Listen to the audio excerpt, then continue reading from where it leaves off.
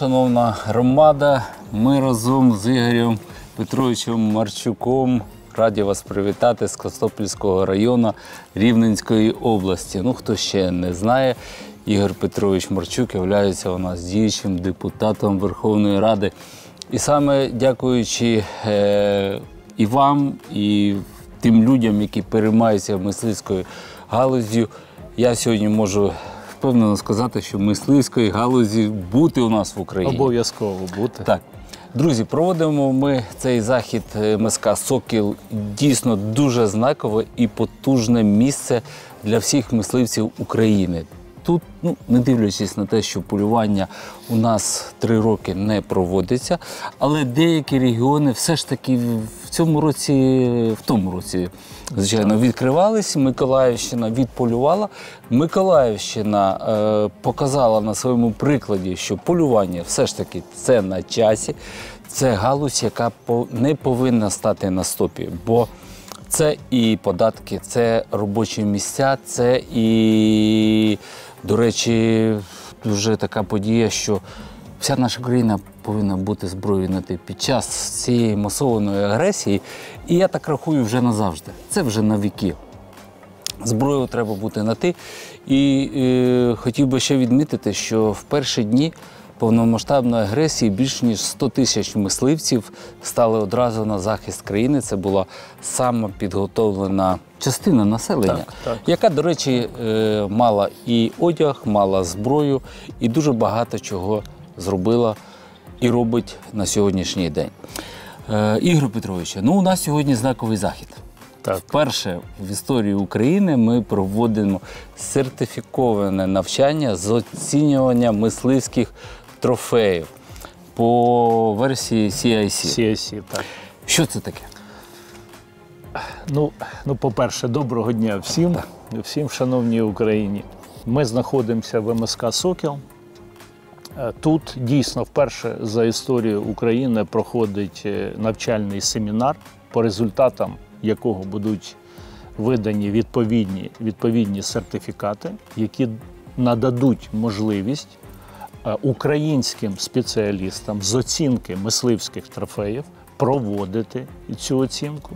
І я мрію про той день, що нарешті наша країна з'явиться на мисливській мапі світу, і ми з вами теж відсвяткуємо таку важливу подію, як книгу мисливських трофеїв, яка видається практично в кожній цивілізованій країні. На жаль, оскільки мисливська галузь ще поки, скажімо так, на стадії розвитку, у нас такої події не відбувається. Але ми впевнені, що спільними зусиллями людей, які дійсно турбуються про нашу природу, ми таку подію проведемо. Отже, сьогодні, якщо я не помиляюсь, 16 українських експертів пройдуть навчання. І я в тому числі, до речі, мені це теж цікаво. І по результатам цього навчання, про певних здачі іспитів, ми отримаємо сертифікати і будемо оцінювати трофеї в Україні. Ігор Петрович, мені все ж таки вдалося пополювати і за кордоном, і полювати з іноземними гостями, мисливцями у нас в країні.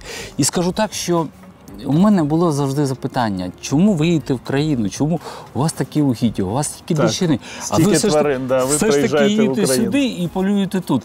І знаєте, мене здивувало, каже, такі трофеї, які є у вас в Україні, у нас, на жаль, майже неможливо здобути.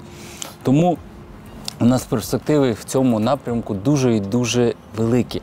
Мисливська галузь повинна розвиватись. І от дякуючи все ж таки законотворцям, а всі ми мисливці, та й вся спільнота України все ж таки сподівається, що будуть прозорі, правильні закони, які регламентують відношення і мисливства, і держави як мисливство галузь. Це потрібно зробити, навести лад, щоб до нас відносились не як людина зі зброєю, не як людина, яка взяла зброю і пішла в ліс, як зачасту кажуть, це грубо звучить, а щось вбити. Да?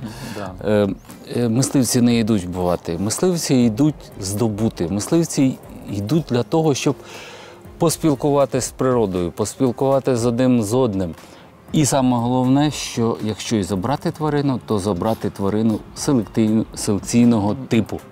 Да, і відповідного віку, яка вже Так. ніякої цінності для популяцій не має. Да. Так, В цьому так. та і сутність природозберігаючого полювання. Так воно і є. Ну і кожне полювання, воно приносить кошти мисливському господарству, бо це, хоча все, на сьогоднішній день це все ж таки аматори і альтруїсти, можна сказати так, але 95 мільярдів, тільки вдумайтесь ту цифру, на рік це мисливська галузь в США обертає такий об'єм грошей. Тобто це, для нас, для України, це таки вдуматись. Але це дійсно, це галузь, яка йде вперед, не дивлячись ні на що. Я кажу про нашу неньку Україну. Ну і всі ми сподіваємося, що дуже скоро закінчиться ця клята війна, і ми зможемо все ж таки видихнути і йти далі з повними грудями, набравши повітря, і робити дуже і дуже гарні справи, бо дійсно ми втратили дуже багато територій, дуже багато звіра вимушено переселились. От, до речі, ще дуже така річ на сьогоднішній день, яка турбує всіх, це сказ, це АЧС. Іде перенасичення тваринами, тим же кабаном. Знаємо, що по регіонах у нас дуже багато випадків АЧС. А що робиться з казом? Шакала повно. Тобто, все ж таки регулювати чисельність хижої тварини повинен мисливець. Як не кажи. Так, дивіться, я би ще декілька слів хотів би сказати, чому ми проводимо наш захід саме в МСК «Сокіл». Так. Чому? Тому що якраз формат мисливсько-спортивного комплексу, який дуже успішно розвиває власник МСК «Сокіл» Ігор Свистун. Подякуємо це є за це. І я йому дуже вдячний за те, що він завжди іде на співпрацю і надає можливості нам проводити тут важливі для майбутнього України заходи. Так ось сутність саме у моделі, завдяки якої розвивається, і ми плануємо, до речі, мати певні бенчмарки от цієї моделі, яку сьогодні впроваджує МСК «Сокіл». Як я вже сказав, це мисливсько-спортивний комплекс. Тут не тільки про полювання, тут про розведення мисливських тварин, тут про екологічні вольєри, туристичні вольєри, де люди можуть приїхати своїми сім'ями, з дітьми і поспілкуватися з дикими тваринами. Абсолютно. Як мені сказали власники, саме оце спілкування з дикою природою, воно надзвичайно зараз витребуване з точки зору наших воїнів, які повертаються або у відпустки, або з метою реабілітації. Вони проводять тут час зі своїми сім'ями, з дітьми. І взагалі спілкування з дикою природою, з твариною надзвичайно, так знаєте, благотворно впливає і на психологічний стан тощо. Також важливою складовою мисливської сфери є спортивна складова. І дійсно, ви вже про це говорили, Ростиславе Миколайовичу, що саме мисливці практично першими зі своєю зброєю в руках стали на захист нашої держави від московитів. І цей потенціал, цей професійний аспект ми маємо всіляко розвивати, тому що це в майбутньому буде ключовий, основний резерв для нашої країни, який допоможе нам протистояти майбутнім викликам. Адже Росія нікуди не дінеться. Це, на жаль, наш вже такий історичний сусід. І вміти себе захищати, вміти поводитися зі зброєю. А ми знаємо, що є відповідна ізраїльська модель, є модель скандинавських країн, де значущу роль у забезпеченні обороноздатності країни має саме мисливський сектор. Тому це не тільки про полювання, це і про інфраструктуру відпочинку, про рекреацію, про реабілітацію, про конний спорт, про розведення дичини, про її охорону. І саме ця комплексна інтегрована модель – це то майбутнє, яке ми бачимо для нашого українського мисливства і ловецтва. І я хотів це сказати, що МСК «Сокіл» має чудовий стенд стрілецький, який на сьогоднішній день нічим не поступається кращим європейським стендам. Тут проводяться дійсно і всеукраїнські змагання. В цьому році вперше в історії «Сокола» буде проводитися і Кубок України, перший. Тобто дійсно дуже і дуже потужно. Завжди можна приїхати, вас навчать, розкажуть, що таке зброя, як правильно з нею поводитися. Ну і саме головне, навчать дуже мітко нею користуватися. І більше того, я вам хочу сказати, що от в концепті реформи, над якою ми зараз працюємо, саме спортивно-патріотичне виховання – це буде однією з суттєвих складових.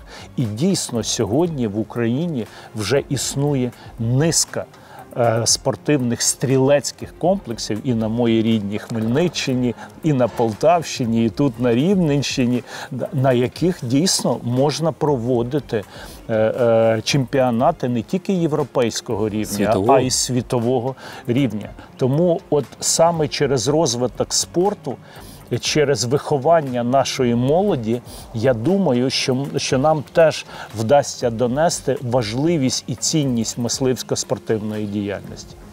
Ростиславе Миколайовичу, дякую дуже вам за те, що попри все непорозуміння, попри весь, вибачте, бруд, який ляють на нашу діяльність, ви продовжуєте висвітлювати, ви продовжуєте говорити про мисливство, доносити суспільству природоохоронну важливість, природоохоронну місію, розвиток, як ми вже з вами сьогодні говорили, і спорту, і рекреації, і всіляких інших важливих для нашої країни речей. Тому я вам щиро бажаю успіхів. Продовжуйте працювати, бо від вас теж залежить успіх наших реформ. Дякую, Ігорю Петровичу. Ну, скажімо так, разом до перемоги. Це теж наша невеличка, але буде перемога. Тільки так.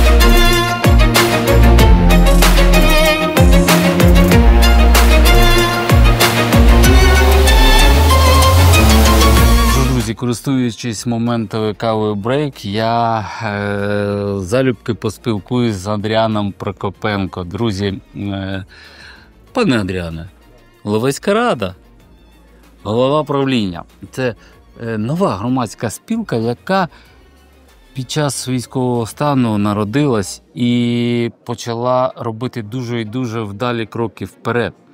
Пане Андріане, по-перше, дякую вам за запрошення. Вам дякуємо, що приїхали. Ми дуже раді. Надіюсь, що це в нас буде вже така традиційна робота. Так. Але сидячи і слухаючи оцей екскурс чи навчання, як правильно назвати, я для себе теж почув дуже багато цікавих новин. Тобто виміряти трофей – це не так просто. Це дійсно це ціла наука. Ще у нас навчання попереду, але я все ж таки хотів, щоб ти більш нашому глядачеві розповів про цілі задачі Ловецької ради. Повна назва нашої організації – Українська рада з ловецтва та збереження тваринного світу. Тобто ми ставимо собі за задачу через мисливство, через наслідування європейського досвіду збільшити популяції наших тварин, відродити українську ловецьку культуру, яка, на жаль, багато років за часів Радянського Союзу нищилась, яка нав'язувалась нам як споживацьке ставлення, а не відповідальне ставлення до природи. Тому оце дві основних задачі. Саме з цих причин ми робимо зараз дуже багато різних кроків, одним з яким є сьогоднішній захід. Це перший такий захід за весь час існування незалежної України. Так, це вперше. Останній раз трофеї мірялись в Україні в 88-му році. На жаль, з того часу не велась трофейна книга. Ми сьогодні зробимо перший крок. Започаткуємо її. Так, ми її сьогодні започаткуємо. І це буде мати важливе значення не тільки для мисливства, а й для науки. Адже це буде базою для наших науковців, щоб мати можливість досліджувати популяції наших тварин, розвиток, генотипи і так далі. Мисливство є основним інструментом екологічного впливу на фауну і основним інструментом, який може виправити цю ситуацію, яку ми, на жаль, маємо в країні. Ми всі їздимо в Європу, бачимо там що? Дуже-дуже багато дичини, дуже-дуже багато диких тварин. Чому в Україні не так? Тому що в нас мисливство було на низькому рівні і наслідувало не європейську модель, не світову модель, а споживацьку модель цього сєвєрного болота. Але я хочу тебе трішки підправити. Все ж таки у нас багато мисливців, хто протягом останніх років їздив за кордон, полював і привозив оцю психологію чи філософію західного полювання. І подивись, наскільки полювання у нас в країні за останні роки. Я не беру, до речі, ці 3 роки повномасштабного вторгнення, але до цих років все ж таки полювання мінялось. Мінялось полювання, мінялось підхід до полювання. І це дуже і дуже чудово. Тобто, а дякуючи таким заходам, дякуючи Ловецькій раді і всіх, хто спостерігає за тим, як у нас еволюціонує мисливство в Україні, у нас все буде дуже і дуже добре, друзі. По-перше, саме головне, що ми змінюємо свій підхід. Ми міняємо стереотип, що людина з рушницею в лісі – це людина, яка прийшла тільки за яким задоволенням щось, як кажуть, я прошу пробачення, мисливці добувають, але кажуть, вбивають. Ні, такого немає. Людина з рушницею, тих, хто йде вбивати, це браконьєр, з якими, по-перше, борються і справжні мисливці. І саме головне, що дякуючи мисливцям, відтворюються тварини в світ, так?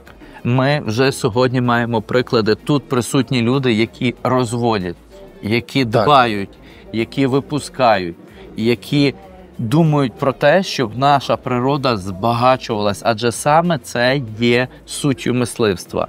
Стале використання, але стале використання, коли ти більше віддав, ніж взяв.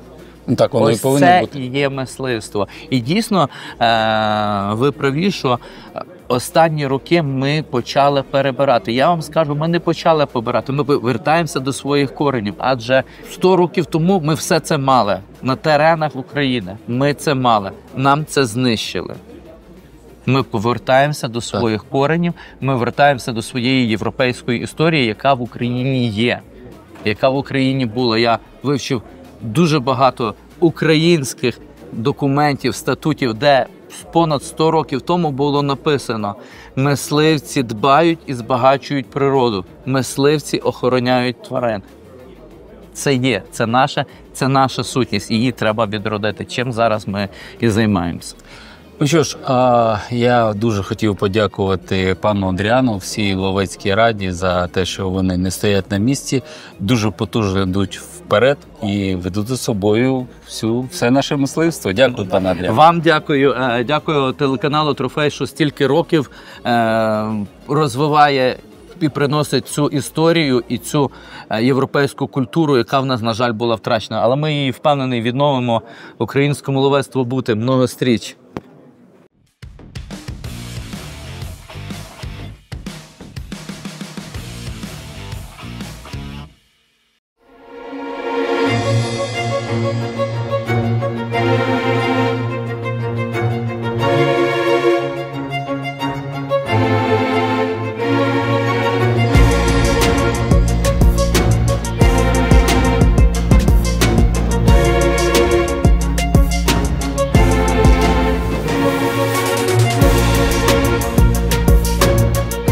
На сьогоднішньому заході мені було дуже приємно побачити Михайла Крупеню, як і студента, який сьогодні навчається, і я впевнений, що дуже досконально знає цей весь матеріал. Ну і саме головне, що пан Михайло, як деякі сьогоднішніх наших студентів, військовий, пане Михайло, дякую дійсно не тільки від себе, а цієї нашої громади мисливської за те, що ти робиш і зробив для захисту нашої держави.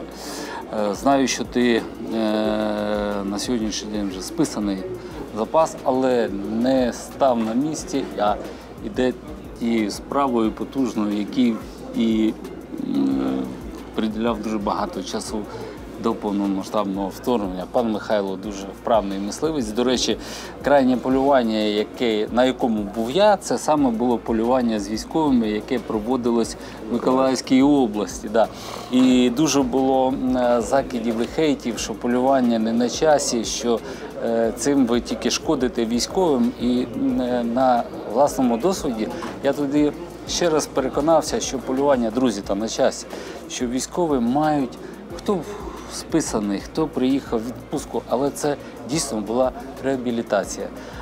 Люди відпочили, люди набрались позитиву, люди поспілкувалися з природою. Я не пам'ятаю, ми там здобули пару зайців, штучок 5 фазанів, але це була насолода спілкування з природою і один з одним.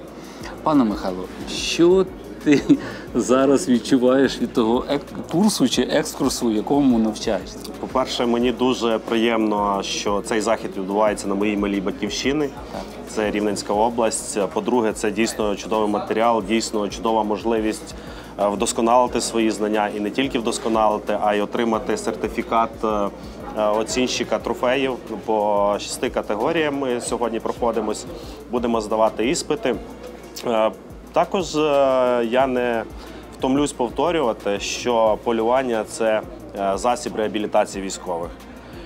Як ми вже сьогодні проговорили, ми проводили декілька полювань для військових, для ветеранів війни, тих, хто вже, на жаль… Ти маєш на увазі в цьому сезоні? Так, в цьому сезоні. Вже в минулому сезоні 24-го року ми проводили декілька полювань для ветеранів, також для діючих військових, які були на той час в відпустках, приїжджали. І оцей вогник в очах хлопців – це отой показник чи полювання на часі, а не хейт різних експертів, диванних експертів, які полюють на дивані.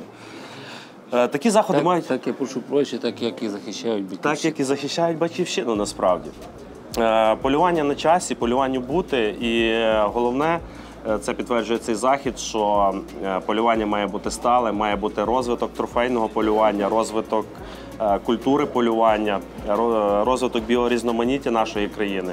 Тому цей захід – це ще один великий крок в напрямку розвитку нашої мисливської культури. Дякую, пане Михайло. Бачу, що вже гукають знов в залу і до навчання. Друзі, дуже цікавий захід. Так.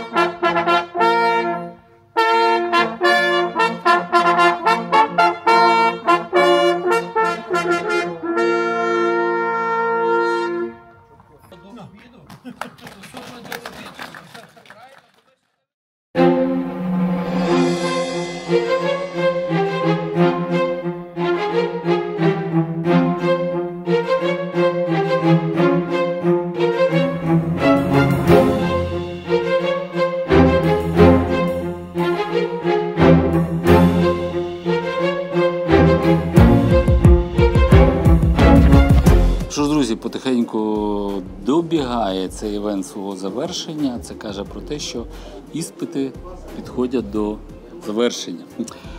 Рівнивцев Олександр – один із тих 16 хлопців та дівчат, до речі, які сьогодні виборюють можливість отримати міжнародний сертифікат. Скажи, будь ласка, як от, на твою думку проходить сьогоднішній день? От, багато ти нового для себе знав? Бо я мисливець, ну, скажімо так, маю стаж там 26 років, і я скажу, що я знав дуже багато. Хоча я перетинався там із професорами, які в цьому там доки, да? І маю літературу присвячену саме вимірюванню там, і визначенню трофейних розмірів, як це все робиться. Але сьогодні дійсно я деякі речі знав як з нуля. Я скажу, що деякі речі були відомі, але все одно більшість своєї, скажімо так, життя як мисливця я був в полоні оцих забобонів, котрі нам навішували старі там люди, да, котрі розповідали, що вік тварини треба розраховувати по кількості відростків. А насправді це не так, да? Це зовсім інші речі. Тому от сьогодні ми не займаємося вираховуванням віку тварини. Да? Ми не звертаємо увагу на стертість зубів, на все інше. Ми вираховуємо трофейні якості, котрі не пов'язані з її віком. Тому тут теж були деякі речі, що треба міряти, що треба додавати, що треба відмінусовувати, що треба бракувати, які речі. Да? Тому не кожна добута тварина може стати якісним трофеєм. Це теж було відкриттям для нас. Бо що раніше ми приходили і казали, о, це дуже красиво, але красиво це не знаєш, що це золото, серебро або бронза. Да? Це якесь таке от ефемерне відчуття того, там, цієї красоти. Тому зараз на сьогоднішній день ми вчимося правильно позиціонувати, що є красиво, а що є трофейне. Да? Ми розставляємо, скажімо так, акцент на правильних речах, на кількості відростків, на пропорційності, на відзеркаленні лівого-правого боку. Да? І це все, якби, це все робить природа, але природа дійсно робить це дуже-дуже гарно і мають бути ті, хто його це все буде оцінювати. Ну, нам вдалося якби, так, стати цими 16 першими людьми в Україні, котрі зможуть це оцінити і дізнатися більше, ніж інші. Це дуже чудово. Друзі, у нас дійсно дуже велика, потужна сім'я мисливців. Але мисливців-трофейщиків серед нас не дуже багато. Це інша каста зовсім. Ну і на сьогоднішній день, щоб дійсно оцінити трофеї, ми вже будемо мати 16 сертифікованих спеціалістів. Це дуже добре, бо коли ти там здобув гарний трофей, для тебе це рахується вау, я зробив те, що я хотів зробити. Ти йдеш до трофейщика, а тобі кажуть, ну це не зовсім такий трофей. Це дуже чудово. Маємо і пам'ятаємо, що на сьогоднішній день ми можемо вже робити це самі. Так, і розуміємо, що за відсутності полювання ми можемо оцінювати трофеї, котрі були добуті раніше, були добуті до початку повномасштабного вторгнення. Це теж для нас, скажімо так, і час, і можна, це визове якісь спогади про це полювання, якісь там друзі, котрі приїжджали, яким чином це було добуто. Це теж якби емоції, вони позитивні. Дякую. Ну що ж, а ми ще подивимося, як наші конкурсанти здадуть іспити, ну а потім будемо їх вітати.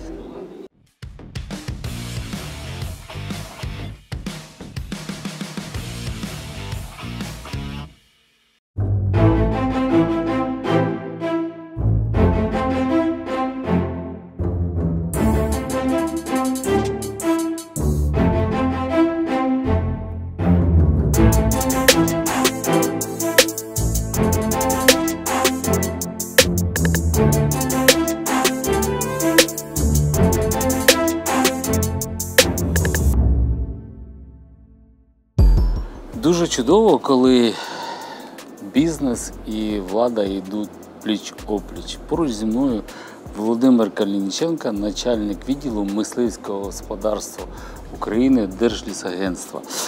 Пане Володимире, такий сьогодні знаковий захід. Вже про нього ми багато поспілкувались. А я особисто до вас хотів саме таке питання вам завдати. В тому сезоні все ж таки експериментально декілька областей України відкривали полювання. Мисливці отримали задоволення. Всі відчули, що знову себе справжніми мисливцями піти погуляти по тому лісу, по тих болотах, полях. Ми полювали разом з вами і на перепела, і на фазана. Тобто дійсно були дуже гарні враження. А ви проводили якийсь підсумок все ж таки того сезону? Доброго дня. Хочу сказати, що дійсно в цьому сезоні відбулося полювання в декількох областях. В декількох областях було регулювання чисельності хижака. До речі, воно ще не завершилось. Ще продовжується. Щодо підсумків, в зв'язку з тим, що сезон ще добігає кінця, лютий місяць, в нас ще немає остаточних підсумків, але ми обов'язково це зробимо.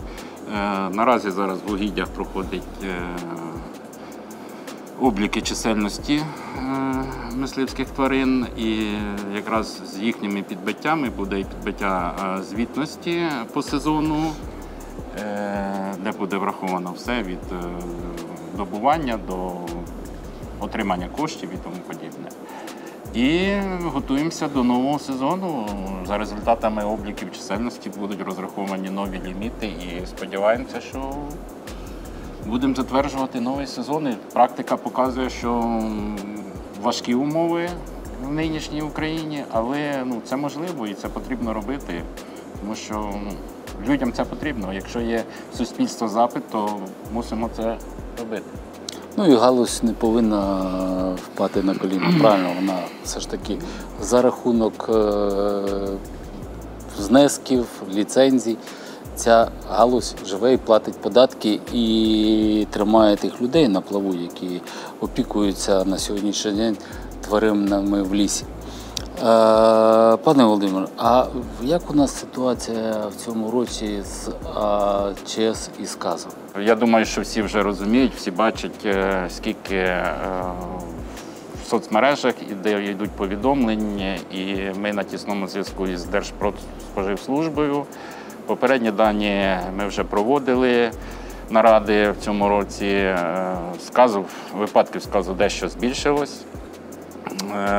Це не можна, не хочу лякати суспільство, тому що його більше стало. Просто більше стали брати експертиз, більше зробити експертиз, і в абсолютній кількості випадків сказу побільшало. Щодо АЧС, це проблема. Проблема не тільки в нас в Україні, проблема це в усій Європі. Знаємо, що немає, якщо зі сказом можна боротися пероралкою, що і в Україні робиться, і мисливці цьому активно допомагають органам Держпродспоживслужби, то з АЧСом ще немає ліків, немає як боротися. Виключно треба запобігати поширенню АЧС шляхом заходів біобезпеки, тобто правильно і вчасно знайти загиблих тварин, правильно їх утилізувати і дезінфекцію проводити, щоб не наражати небезпеку фермерів і домашнього господарства. Тиждень тому назад в мережі промайнула інформація, що на Чернігівщині виявлений сказ у лосів. 3 випадки. 3 випадки. Раніше такого не було. Сказом можуть боліти всі теплокровні тварини, і людина в тому числі. У нас так само 3 випадки, і, на жаль, загибелі людей. В цьому році? Минулого, зафіксовано офіційно. На жаль, маємо таку ситуацію, вона не дуже приглядна для нас, але це каже про те, що регулювати чисельність хижака все ж таки повинен мисливець. В першу чергу я вважаю, що треба активно проводити пероральну імунізацію і діагностику її ефективності. Діагностику можна робити дійсно шляхом тільки регулювання чисельності. Чим більше ми будемо робити пероральної імунізації, тим менше буде, надію, сподіваємося, і так говорять експерти, що буде зменшиться випадків сказу. Але це довготривалий процес.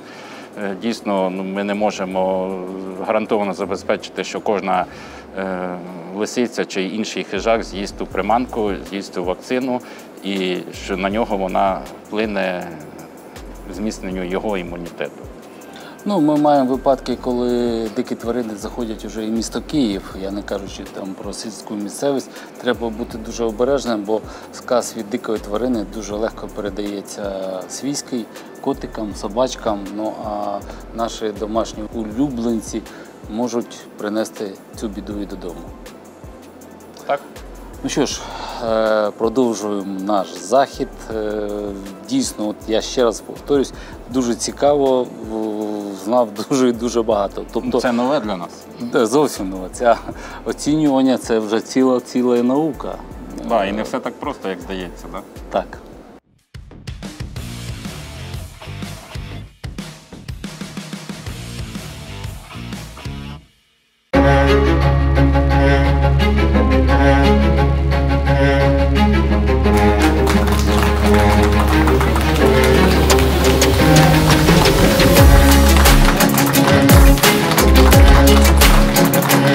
Ну що ж, друзі, цей історичний день для всієї мисливської спільноти України добігає свого завершення, і ми з задоволенням, напевно, підведемо підсумки.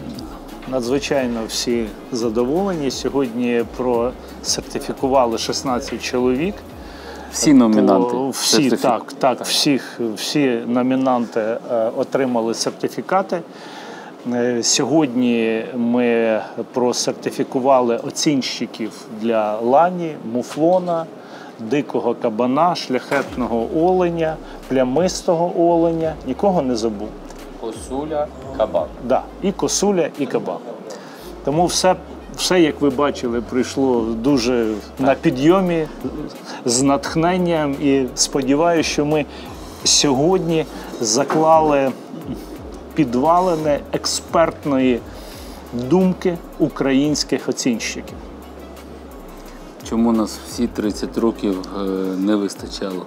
Да. На жаль, але хтось мав цей крок зробити. Так. І ми його зробили спільно з Українською Ловецькою радою, спільно з Держлісагентством України, з ДП «Ліси України», за підтримки компанії «Ібіс», і в цьому прекрасному місті МСК «Сокіл».